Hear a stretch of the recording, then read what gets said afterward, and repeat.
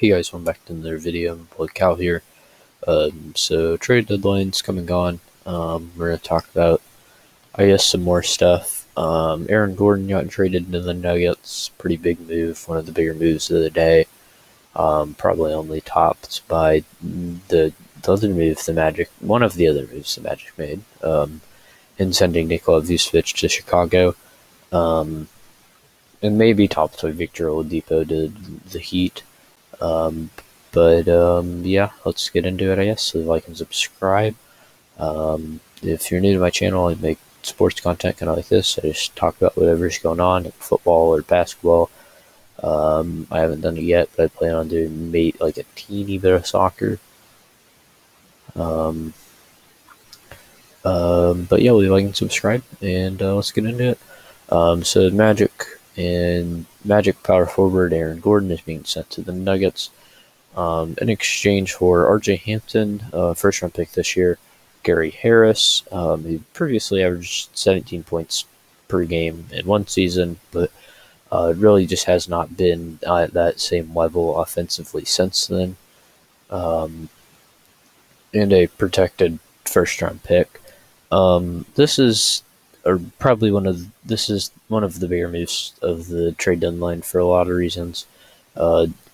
First off, Aaron Gordon is not that far removed from being a top pick in the draft.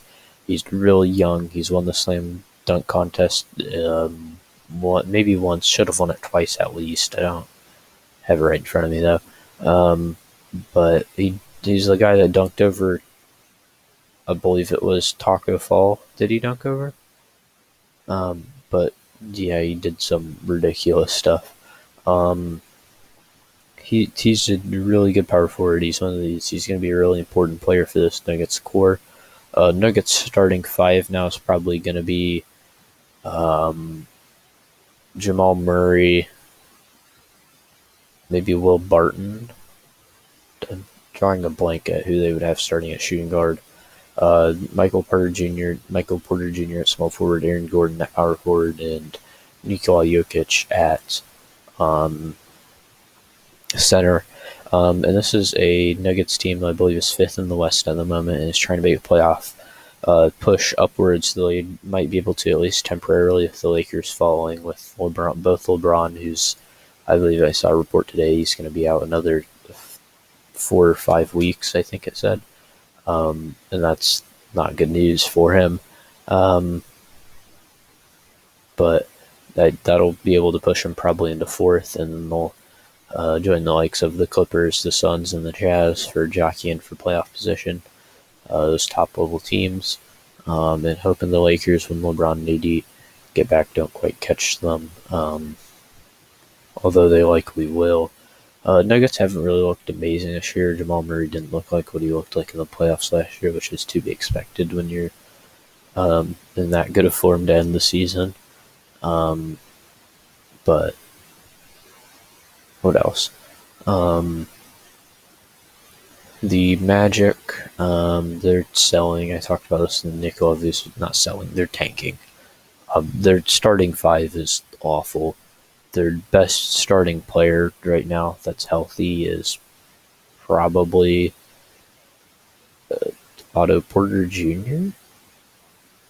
So that's what they're looking at. But they do have a really good young core that they're going to try and build around the protected first round pick, even if they don't. But hopefully they will get it for their sake. And the two in the Nikola Vucevic trade, this is really big for them as they try to develop this young core into what I honestly think, if they can get this core going, could be a contending team.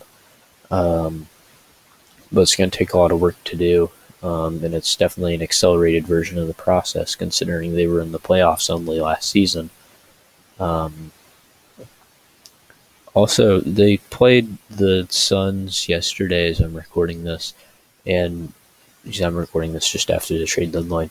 And they started Evan Fournier, who's now with the Celtics, Alfred Gumino, and Nikola Vucevic, who are both now with the Bulls, and Aaron Gordon, who's now with the Nuggets.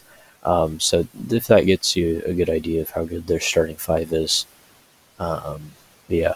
But for the Magic, this trade makes a lot of sense. They're trying to move off Aaron Gordon. I think they probably could have gotten a little bit better value for him, but this is really pretty solid for them. And for the Nuggets, they get a starting power forward and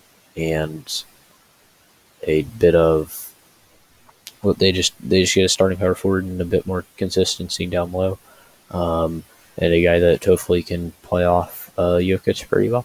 So that's it. Leave a like and subscribe.